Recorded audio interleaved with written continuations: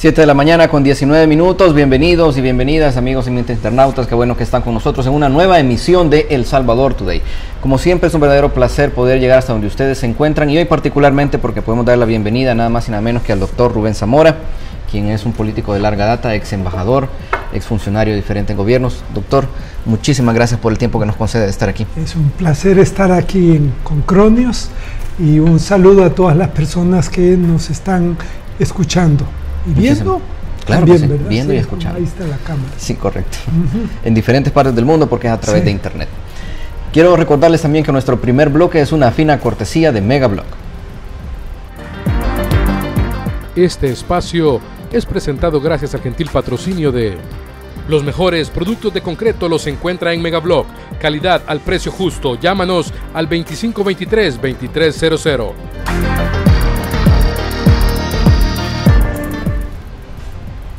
Continuamos en El Salvador Today, que bueno que permanece con nosotros. Claro que queremos agradecer a Noticias Menotti, Interdiario, El Salvador RX, El Calero de Metapán, El Oriental, Diario de Occidente, Sagastizado Center, Diario Digital, Montecristo y Bitácora SB, quienes nos están acompañando en esta transmisión en vivo. Doctor Zamora, quiero reiterarle el agradecimiento por estarnos acompañando. Es siempre bien útil poder conocer sus posturas y análisis sobre, pues, ya sabemos lo turbulenta que es nuestra vida política aquí en El Salvador. Y bueno, particularmente sabemos hoy que tenemos este asunto del rompimiento de relaciones con Taiwán. Y a mí me llama la atención, doctor, y lo conversamos un poco antes de comenzar, me llama la atención el momento en que se da. Creo que lo que a todos nos ha sorprendido más que todo es la forma, ¿no? El mismo candidato presidencial del FMLN ha dicho que si le hubiera tocado a él hacerlo, lo habría hecho de otro modo, porque tenía una política de no sorpresas, digamos. En realidad sí parece, como mínimo parece descortés, ¿verdad?, el hecho de hacer las cosas en esa forma. Pero me parece, y tal vez le pregunto qué análisis hace usted en ese sentido, porque a mí no deja de parecerme que el costo-beneficio en términos políticos tal vez no se hizo de la forma correcta ese análisis, ¿no? Tan cerca del inicio de la campaña, digamos en medio también de los señalamientos, no solo días después prácticamente los señalamientos de la embajadora de Estados Unidos y otras cosas en el ambiente. ¿Qué impresión le deja a usted, doctor, digamos, esta decisión que de pronto toma el gobierno de El Salvador? Mire, yo creo que lo primero, yo diría, es que ubiquemos dónde está el problema. Este no es un problema legal. Es una facultad del Ejecutivo, del Presidente de la República, como dice la Constitución, el de dirigir las relaciones internacionales. Correcto. O sea que aquí no hay violaciones a la Constitución ni a las leyes, pero las relaciones internacionales son un conjunto de prácticas que están, dijéramos, regidas o enmarcadas dentro de un conjunto de normas también, de política, de buen gobierno, etcétera. Allí sí hay un problema muy serio por parte del gobierno de El Salvador en este paso. Yo señalaría fundamentalmente siguiente. Primero, ya lo dijo usted, la oportunidad. Creo que es la peor oportunidad que han escogido, ¿verdad? Estas cosas a veces las suelen hacer los gobiernos después de las elecciones, cuando ya van a salir el gobierno, para que le echen la culpa a él y no al que viene, ¿verdad? Aunque sean del mismo partido. Y ahora lo hacen en plena campaña electoral, porque ya estamos en campaña electoral, ¿verdad? Eso con un costo para quien, para el propio candidato del gobierno, porque ha tenido que salir el canciller, ex canciller, el candidato del FMLN, ¿verdad?, el ingeniero, ¿verdad?, que después de 8 años de estar argumentando públicamente que es con Taiwán con quien debemos de continuar la relación, apenas deja la Cancillería, vienen y le dan vuelta a la cuestión y lo ponen en una situación en que lo menos que pudo decir públicamente es: yo no lo haría así, ¿verdad? ¿Me entiende? Eso sí. No es en favor del candidato. A veces esto da la impresión de que lo que el FMLN quiere es que pierda a su candidato por la forma como está manejando esta elección, creo yo. Segundo, el argumento que da el presidente para hacerlo es un argumento sumamente pobre. Decir, por ejemplo, que vamos a tener más cooperación. ¿Quién le ha dicho? Si la cooperación de Taiwán, que es un país desarrollado, sí, está concentrado ahora en 14 países pequeños y por eso tiene un monto muy alto.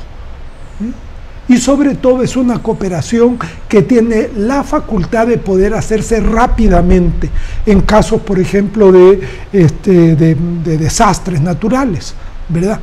O de problemas inmediatos. Eso no es China. China ahorita tiene que estar atendiendo al 98% de los países subdesarrollados y todos le están pidiendo. Y algunos con prioridades mucho mayores que lo que El Salvador, e importancia, que lo que El Salvador podría tener para China. Tercero, transparencia. Esta ha sido una toma, mire, la embajadora nuestra en Taiwán se enteró de que ya no era embajadora, porque su gobierno había roto relaciones después de que se había hecho. Eso no se hace con un embajador, ¿verdad? Porque además el país queda muy mal. Sí. Porque da la impresión de que esto se ha hecho a escondidas, ¿ya? Entonces, no ha habido transparencia en esto, ¿verdad? Y el otro elemento que sí hay que tomar en cuenta en todo esto es, de hecho, la acusación que el gobierno de Taiwán le ha hecho a El Salvador, explicando de que le dieron que han roto las relaciones, ¿verdad? Porque no quisieron aceptar, uno, que se hiciera cargo del puerto de la Unión, ¿verdad? Y segundo, que le dieran al FMLN el dinero para la campaña. Eso es grave, porque eso si eso se ha hecho, se ha violado la ley, porque la ley prohíbe ahora a los partidos políticos que recurran a ayuda externa de gobiernos externos, en general a ayuda externa para financiar sus campañas. Y si lo ha dicho un ministro de Relaciones Exteriores, lo menos, claro que el gobierno lo va a negar, eso era de cajón, no iba a venir a decir, sí, yo violé la ley para hacer esto, no, ¿verdad? Pero esto sí amerita que haya una investigación. ¿Habrá evidencia para eso? También. ¿Cómo? ¿Existirá evidencia de eso? Pues eso habría que ver, ahí habría que ver en base a qué Taiwán lo dice. Por lo general, en estos casos, un ministro, sobre todo un ministro de Relaciones Exteriores, no plantea sus declaraciones, sobre todo en un tema tan delicado como es la relación con otro gobierno, no lo hace como un chambre, sino que en base a algo. Y el hecho es que es muy curioso, y de nuevo volvemos a que esto se está haciendo muy burdamente, que al momento de firmar la apertura de relaciones, quien está es el ministro de Relaciones Exteriores, que es al que le toca hacerla, pero este es el jefe del partido, al que han dicho que una de las razones por las cuales se fueron es porque no le dieron el dinero a ese partido para financiar la campaña electoral, ¿verdad? Entonces es como bastante burdo como que se maneja todo esto, y es contra totalmente de las formas como la diplomacia opera, que suelen ser no de esta manera tan absurda. Hay ruptura de relaciones cuando hay un problema muy grave con un país, ¿ya? Ahí sí se da eso, y se da a veces con mucha rapidez, pero eso no haría ningún problema. El gobierno también ha argumentado que lo que se hizo fue establecer relaciones con China, y que básicamente, automáticamente, no, pues Taiwán rompe relaciones porque precisamente ni China ni Taiwán permiten ese doble reconocimiento. No, eso es decir las cosas mal. El punto es el siguiente: se podría, en teoría, tener perfectamente relaciones con Taiwán y con la China popular, sí, como con todos los países del mundo, y eso es lo normal. Pero China popular establece que para que se pueda tener relaciones con ellos es necesario no tenerlas con Taiwán. Por lo tanto, tiene que haber una ruptura de relaciones con Taiwán como un acto previo a la firma de relaciones con China popular. Y eso así es, pues, y eso es lo que hacen todos los demás países, solo que otros países lo hacen hablado, pues, por ejemplo, República Dominicana, es el que anteriormente acaba de hacerlo, ¿verdad? Y lo hizo hablando tranquilamente, exponiendo sus razones con Taiwán, planteando cómo se va a seguir después de eso, ¿verdad? Porque aquí vienen problemas. Por ejemplo, nuestros becarios son más de 70. Sí. ¿No? ¿Qué pasa con esta gente? Los van a mandar a la China popular, quieren irse a China popular, y si no, el gobierno va a tener que pagar las becas de estos señores, porque la beca se la quitan porque se acabó la relación. ¿Qué va a pasar con todos los ciudadanos de Taiwán que están acá? Que hay una colonia muy numerosa. Que es una colonia numerosa, que tienen pasaporte de Taiwán, que tienen visa de Taiwán. Se arregló con Taiwán previamente. Y la mayoría son empresarios. Y tenemos gente salvadoreña en Taiwán en menor número. ¿Cómo está su estado? ¿Cómo va a quedar la venida de los taiwaneses para El Salvador de aquí para adelante para los negocios? Que tenemos un montón de negocios con los taiwaneses, sí, correcto, ¿verdad? Entonces todo esto es un mundo que no se entiende, está lleno de misterio, lleno de esconder las cosas, ¿verdad? Y entonces uno empieza con acusaciones que le aparecen, empieza uno a decir, bueno, ¿y aquí qué pasa? Por eso es que creo yo que aquí el único organismo del Estado que realmente puede hacer una cosa seria es la Asamblea Legislativa. No sé si sería pedirle mucho a la Asamblea Legislativa, pero para eso están las comisiones especiales de la Asamblea Legislativa, para poder supervisar actos del Poder Legislativo que no son necesariamente actos delictivos. Pero si ya hay un principio delictivo, como sería que un partido político, pues el partido de gobierno ha violado abiertamente, claramente la ley, sí tiene que venirle a hacer una investigación e incluso llegar hasta la fiscalía, todo esto. Correcto. ¿Sabe una cosa que considero yo muy preocupante? Es el hecho de que, bueno, si se ha dicho, pues el Ministerio de Relaciones Exteriores dijo que a los que están en Taiwán les iban a pagar sus gastos de estudio y su beca, pero una promesa de ese tipo viniendo de un gobierno que ha caído en impago, pues habrá que evaluar qué tan confiable puede ser. Pero le pido, doctor, que me acompañe a una primera pausa comercial, enseguida vamos a regresar. Son las 7 de la mañana con 30 minutos, siempre el agradecimiento para Noticias Menotti, Interdiario, El Salvador RX, El Calero de Metapán, El Oriental, Diario de Occidente, Sagastizado Center, Diario Digital Montecristo y Bitácora SB. Enseguida regresamos.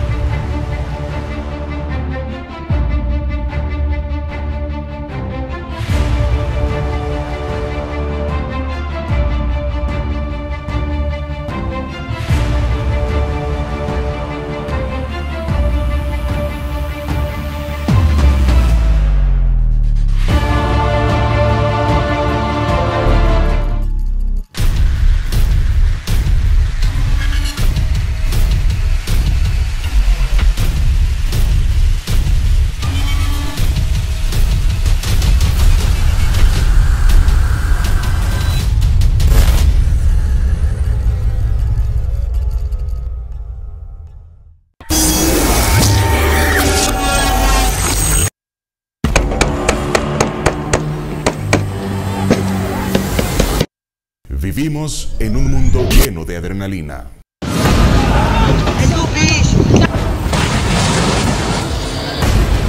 Cuando te toca, aunque te apartes. Cuando no te toca, aunque te pongas.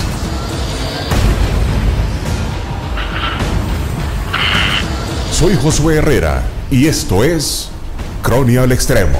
Auténticas historias.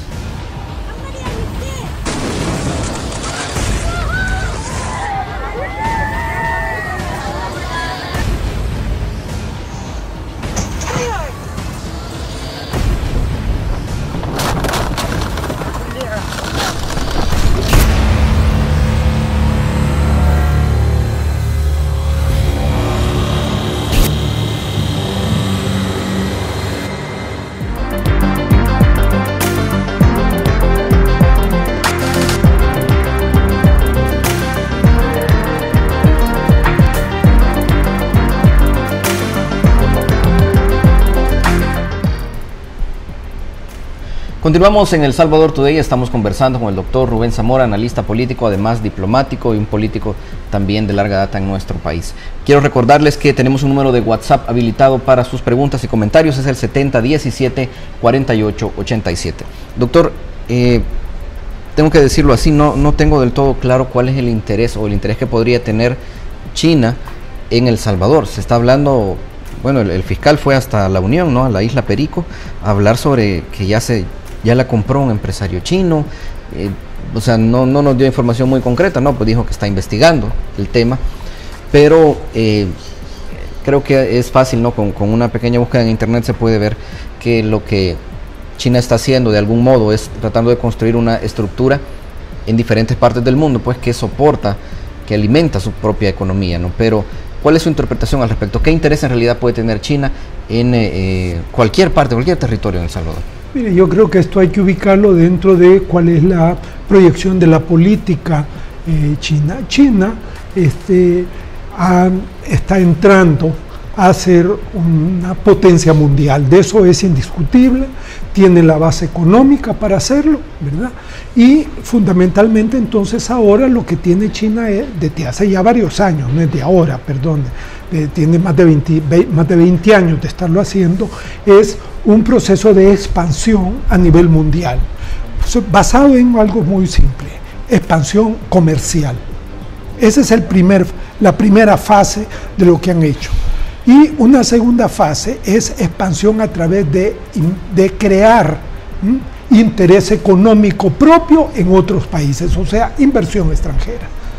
Entonces, uno ve, por ejemplo, cómo primero China se extendió sobre todo en torno a su entorno geográfico en Asia, y creo que hasta ahora lo que está consolidando es que China es la potencia dominante en Asia. Eso está ya bastante consolidado, con serios problemas con sus vecinos, por supuesto, porque ya podríamos ver cuáles son esos problemas. Pero luego viene y empezaron a expandirse. África. África era tierra de nadie después de los acuerdos de Yalta. Por lo tanto, los chinos se empezaron a meter y las inversiones de China en África son billonarias y les ha ido bastante mal, por las condiciones de la África, las capacidades, los tipos de gobierno, etc. Y entonces han empezado a moverse desde hace ya cerca de 10 años hacia América Latina. Los billones de dólares de inversión china en América Latina son impresionantes. México, Argentina, Brasil, Chile. De tal manera, por ejemplo, que ya no solo es comercial, sino que es de inversión, o sea, de asentamiento económico de China en territorios, pues, de América Latina. Y todo este proceso, Centroamérica había sido dejada de un lado por parte de los chinos. Le voy a contar una historia que me sucedió a mí cuando era embajador en la India. Sí. Un día, recién llegado yo, recibo un pedido del embajador chino en Nueva Delhi pidiendo una entrevista como embajador conmigo. ¿Por qué? Si ni siquiera tenemos relaciones, pero como es embajador hay que darle el recibimiento y pues claro que sí. Nos sentamos, una conversación interesantísima, es un hombre muy conocedor de China, de la India también, me estuvo dando algunas orientaciones, muy agradecido estaba yo, pero yo decía, bueno, pero este señor ¿a qué viene? Pues una visita de cortesía de embajador son 10-15 minutos y llevábamos más de media hora hablando. Al final me dice, mire, yo quiero preguntarle algo. ¿Cómo no? Embajador, le digo, el comercio de su país con mi país es 100 veces más grande que el comercio de su país con el país que usted es embajador aquí en la India. Uh-huh. ¿Por qué tienen la embajada en la India y no en Beijing?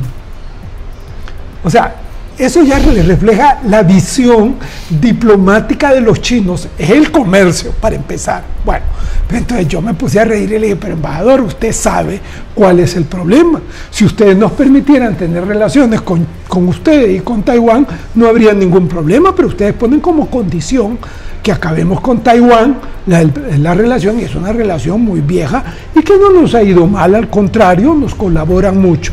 Entonces, mire, me dice, pero si es que no necesita abrir relaciones, ponga la oficina de comercio en Beijing del Salvador.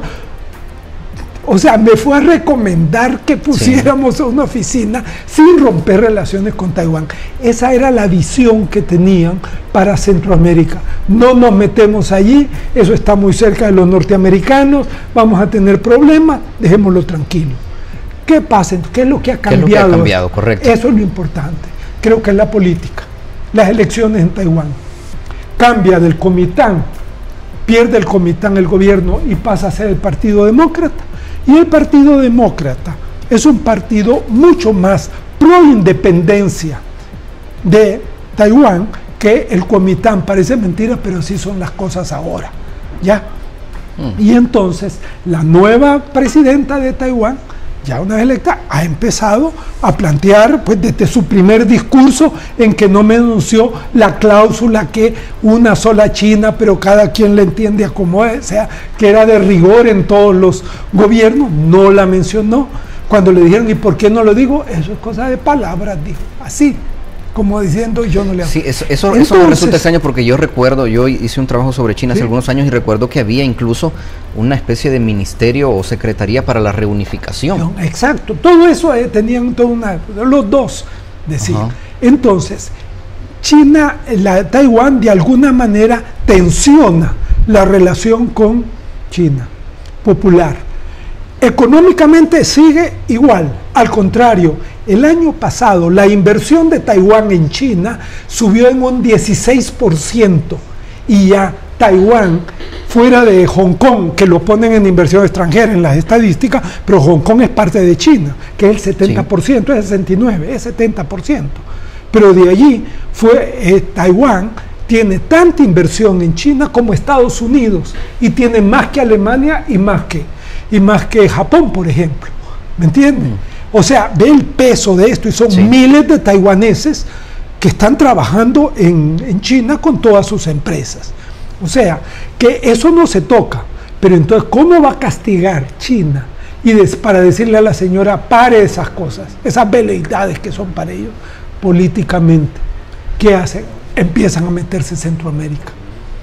Yo creo que la razón por la cual China ahora ha presentado un interés por Centroamérica, y lo estamos viendo, Panamá, República Dominicana y ahora El Salvador, porque República Dominicana es parte del SICA, ¿verdad? También había anunciado inversiones fuertes en Nicaragua, claro, también. Pero en Nicaragua se anunciaron la inversión más alta, que sería sin necesidad de pedirles cambio de relaciones internacionales, de relaciones diplomáticas. Es curioso, eso se cayó, pero no porque era una mala empresa y una mala inversión, honestamente, hecha la carrera, ¿ya? Pero aquí entonces, hoy sí tiene interés. ¿Qué es lo que pasa? Está castigando a Taiwán, al gobierno de Taiwán, diciéndole, ya estás aislado, tenés apenas 14 países, te vas a quedar sin ninguno, y me voy a meter en tu patio trasero de relaciones diplomáticas, que es Centroamérica. A mí no me extrañaría que Honduras caiga después. ¿Ya? O sea, yo creo que hay una explicación no solo económica de esto, ¿verdad? Porque El Salvador no hay interés estratégico para China eso. Y desde el punto de vista económico, no significamos nada. Son 1.300, dicen que son 1.500 millones de gentes. Aquí somos 6 millones, y una economía pues, que no puede competir, no es mercado, ¿verdad? Mire, de nuevo mi experiencia en India. Cuando llegó alguien me dio un gran consejo. Mire, me dijo, tú querés impulsar inversiones. Yo estaba en eso, pues que era la política exterior nuestra, ¿verdad? Y me dijo, mira, olvídate de aquí de Delhi. Aquí las empresas que están son las grandes empresas. El Salvador no significa nada, ni Centroamérica, 40 millones, para ellos es un mercado pequeño. Anda a trabajar a los estados. La India es una federación muy fuerte de estados, ¿verdad? Allí por su tamaño y por la dimensión sí pueden interés. Y yo a eso me dediqué. Yo Delhi casi nunca hacía promoción de inversiones, lo hacía en los estados, me costaba mucho. Aumenté de 1 a 4 los cónsules honorarios para poder hacerlo, y la inversión que logré, pero empezamos primero con comercio. El comercio que logré, que se aumentó bastante, fue a base de empresas en los estados. Y algo así es China. Para nosotros China no significamos nada. O sea, que no se hagan ilusiones los del gobierno de que esto va a significar de que entran a un nuevo país. No, eso no es cierto. Los chinos son pragmáticos. De comunistas solo les queda el partido único y nada de permitir libertades. Pero económicamente son igual o peor a veces que los mismos norteamericanos, que los mismos europeos. O sea que en ese sentido el tratamiento que vamos a tener va a ser igual. Va a ser igual. O sea que en ese sentido, y además con el resentimiento que somos los que llegamos a última hora. Pero entonces, yo no me hago ilusiones. En resumen, doctor, ha sido un error entonces, porque si va a tener costos políticos y no va a tener un rédito comercial, yo no estoy diciendo nada, que digamos. No va a tener, ¿verdad? Sí, pero entonces por eso pudiera o se refuerza la teoría de que de las ganancias inmediatas y del financiamiento de la campaña. Pero eso es lo que hay que averiguar. Yo no quiero dar opinión sobre eso. Lo único es que si es de un ministro de Relaciones Exteriores hay que tomarla en cuenta, pero no hay que creerla, como tampoco lo que el gobierno dice, que esto es una bajeza y que de ninguna manera, pues tampoco se lo creo, que se investigue. Esa es mi posición, ¿verdad? Y creo que es la única razonable en esto. Pero empieza a ver por qué la presencia del jefe del partido en la presentación de relaciones. Sí. Es la única vez que yo conozco en mi vida de que el jefe del partido va a celebrar las relaciones internacionales, a la apertura de relaciones internacionales. Un día de estos el candidato dijo que era porque iba en su calidad de primer designado a la presidencia, pero... Por el amor de Dios. Pero bueno, doctor, acompáñame por favor a otra pausa comercial. Enseguida volvemos, amigos y amigas internautas. Queremos por supuesto de nuevo agradecer a Noticias Menotti, Interdiario, El Salvador RX, El Calero de Metapán, El Oriental, Diario de Occidente, Sagastizado Center, Diario Digital Montecristo y Bitácora SB, quienes nos están acompañando en esta transmisión en vivo. Ya volvemos.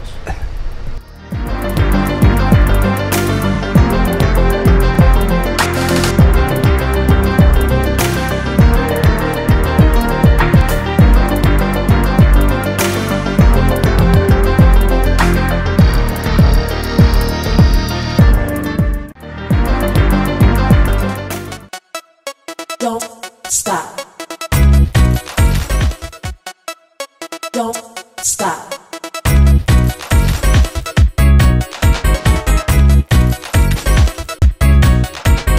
Don't stop. Don't stop. Don't stop. Don't stop. Don't stop.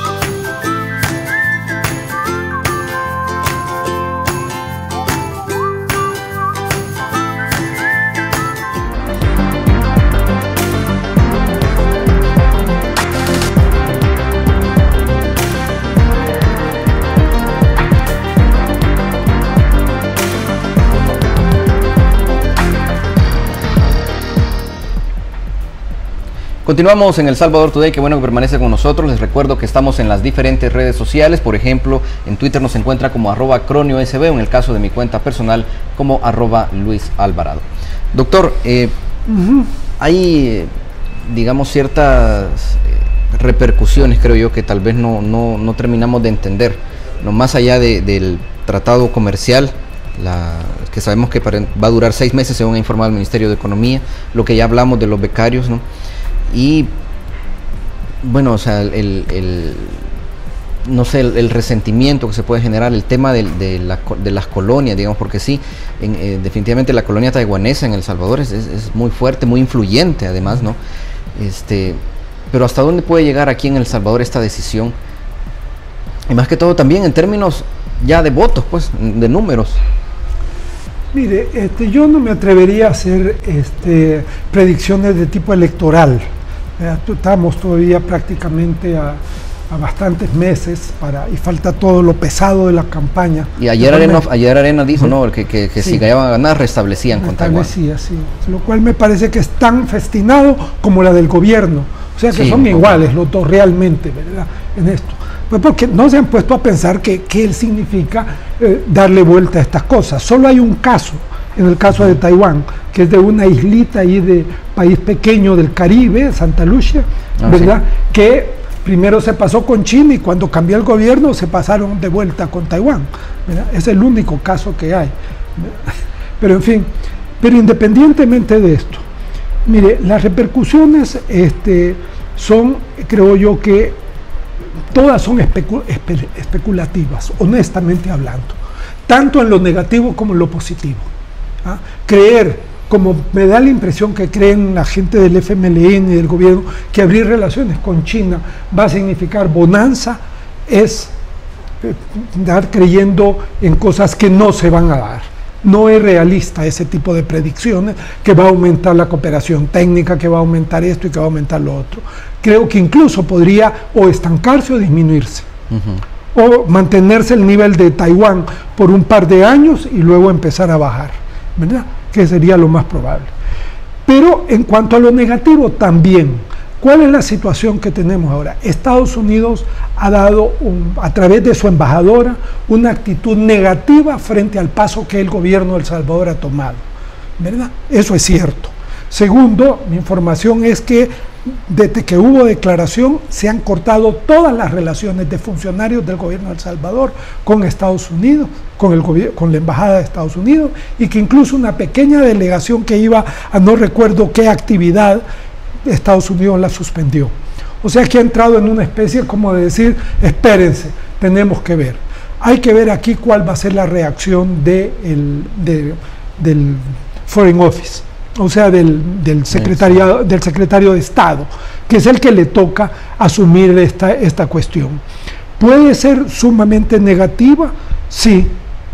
Con este Trump que se ha caracterizado el presidente por tratar muy mal a la América Latina, venir a pegarle en medio de eso y en medio de que está incrementando una guerra comercial que no tiene proporciones de guerra comercial desde la última que hubo antes de la Segunda Guerra Mundial, que es una cosa muy, pero muy seria, ¿verdad? Y que está en esa guerra, que venga El Salvador a pegarle un pinchazo, ¿no? Abriendo relaciones con precisamente el país con el que se está peleando Estados Unidos.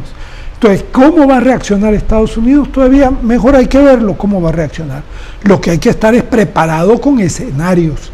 ¿Qué repercusiones tiene que ver con las posibilidades de que de alguna manera se arregle lo de los TPS? ¿Va a ser más difícil que el Congreso de los Estados Unidos pase el proyecto de ley en que se les cree?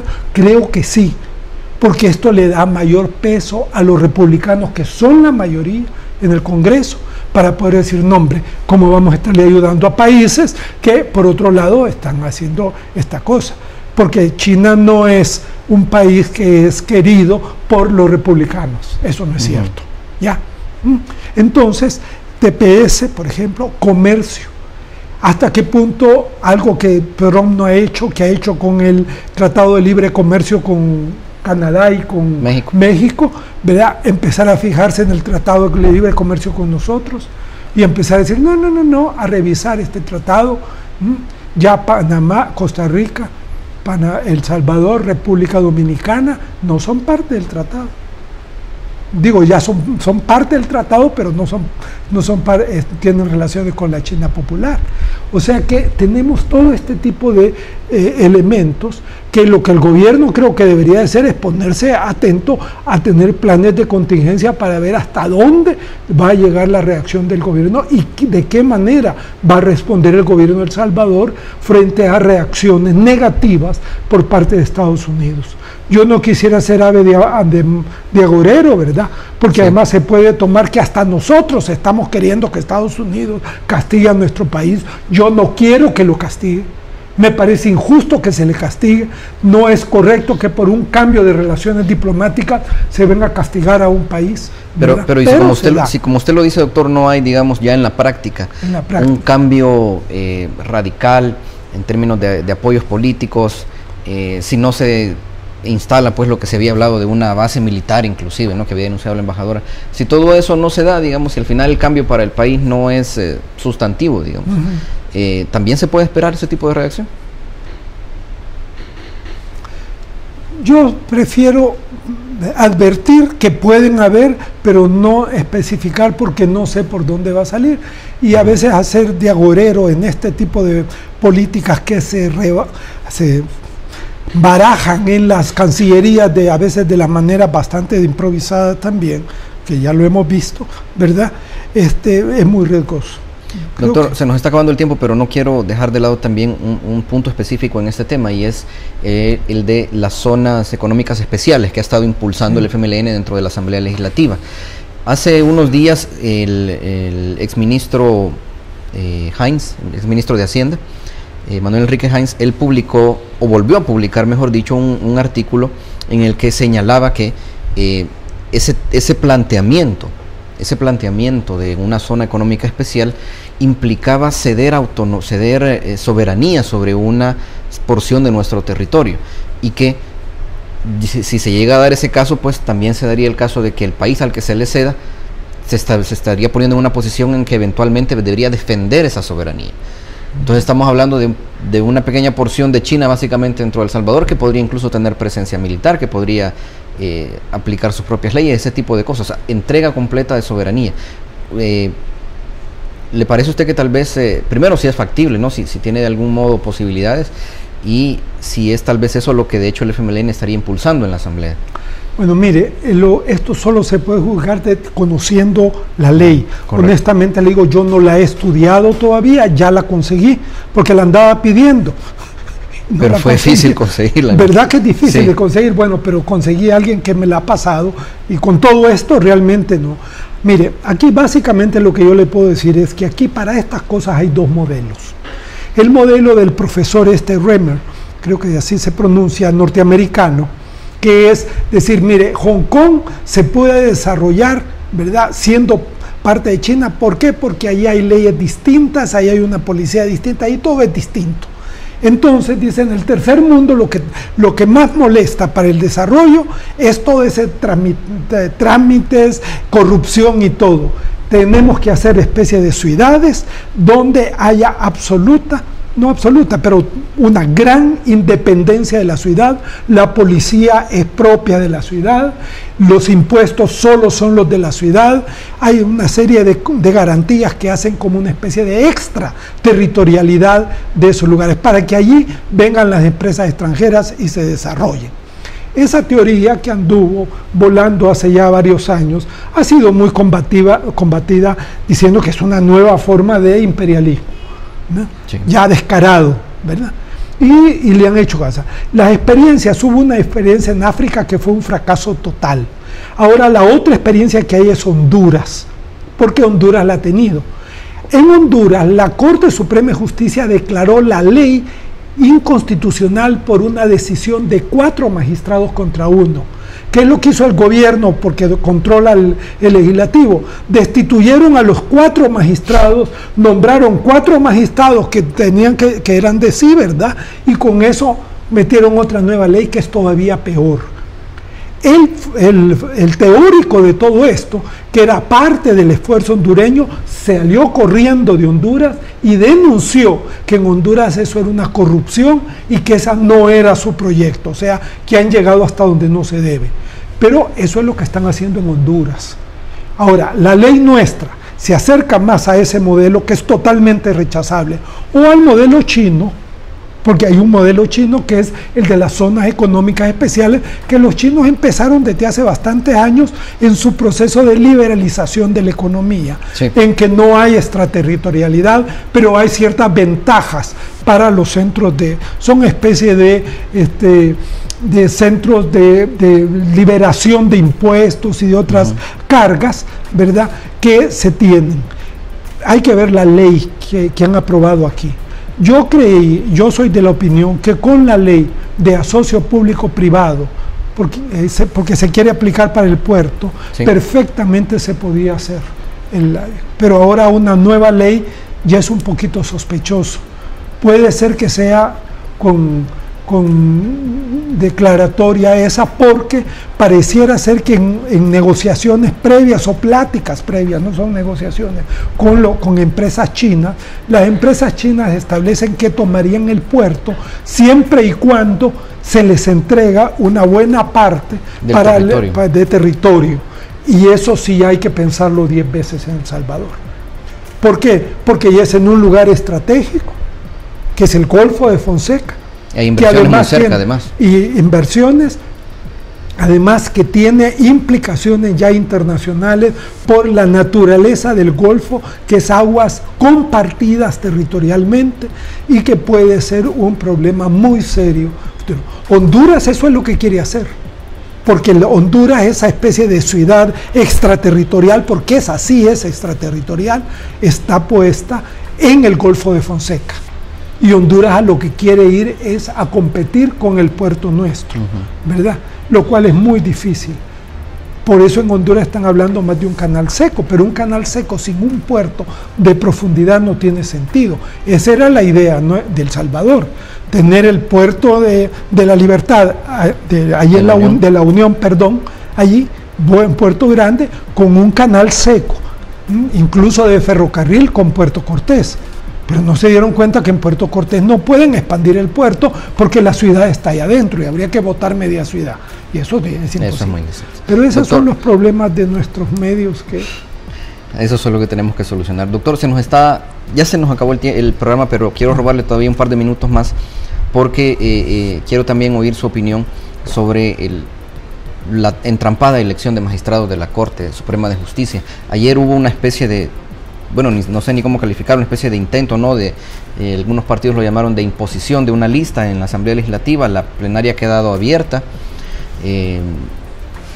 Lo que le quiero preguntar, doctor, es qué esperanza pues tenemos los salvadoreños ante las actitudes que hemos visto de los diputados de todos los partidos, en el sentido de que básicamente ya no se están escondiendo, pues es clarísimo que se están repartiendo los puestos. Ellos mismos lo han dicho.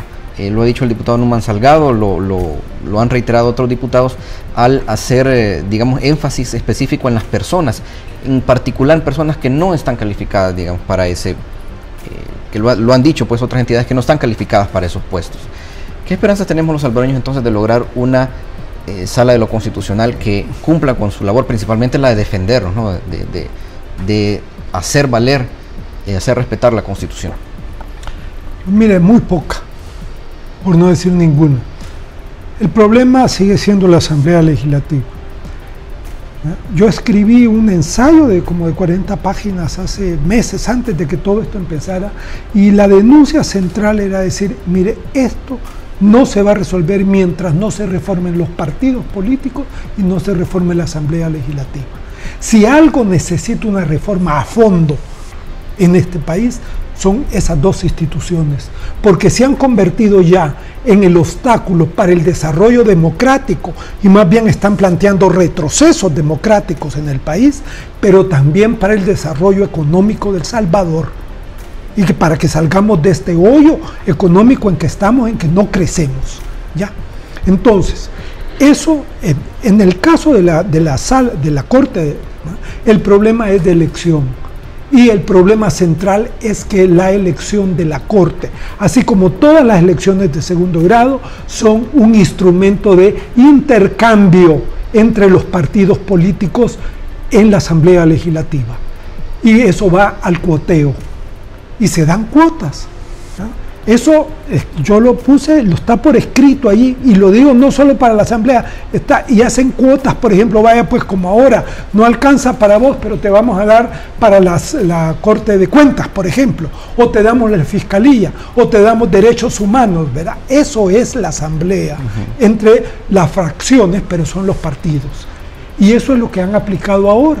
Y por eso de nada sirve, o de muy poco sirve, todo el esfuerzo que hace la sociedad civil, para que lo ha hecho ahora y con un cierto éxito, para lograr que haya una mayor apertura, para ver quiénes son los candidatos, cuando al final lo que se define es uno para Gana, uno para el FMLN, uno para el PCN y dos para Arena. Y ahí están. Y el último problema era que el de Gana se lo vetaban los otros, ¿verdad? Ya. Entonces, y eso es lo que paraba, y ya se resolvió. La de Gana ya no es en la sala de lo constitucional, hoy se va a lo civil, ¿verdad? Y así le eligieron.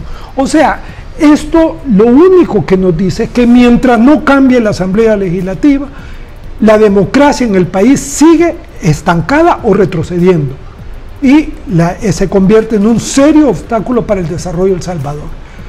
Y eso hay que pensarlo para las elecciones próximas de la Asamblea Legislativa. Doctor, muchísimas gracias por el tiempo. Bueno, Luis. Le agradezco muchísimo. Muchas gracias, y muchas tenerlo. gracias a todas las personas que nos han visto y nos han escuchado este día. Espero tenerlo de nuevo aquí muy pronto, doctor. Siempre A muy, sus muy órdenes. agradecido. También muchas gracias a ustedes, amigos y amigas internautas, también a Noticias Menotti, Interdiario, El Salvador RX, El Calero de Metapán, El Oriental, Diario de Occidente, Sagastizado Center, Diario Digital Montecristo y Bitácora SB por habernos acompañado en esta transmisión en vivo. Son las 8 de la mañana con 5 minutos. Recuerden que el costo de desentenderse de la política es ser gobernado por lo peor que la sociedad tiene para ofrecernos. Hasta la próxima.